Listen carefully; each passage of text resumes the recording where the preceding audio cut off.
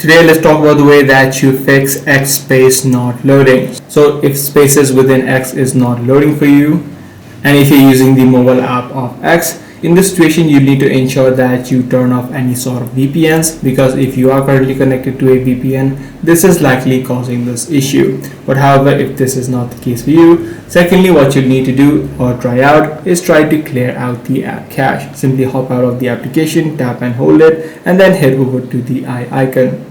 On the settings page, head over to storage, and right here you'll be able to see the option called clear cache and clear data being displayed. You need to simply tap on it, and once you do, you'll get logged out of your account. So simply log in back and try to see if the issue is solved. If the issue still persists, you can also try to switch your network connection, because sometimes what happens, your Wi-Fi would not be running smoothly and you would not be able to see these spaces loading. So you can try switching to your cellular data or vice versa. So that's pretty much all there is to it. If this video was helpful to you, be sure to subscribe. I'm going to see you in the next one.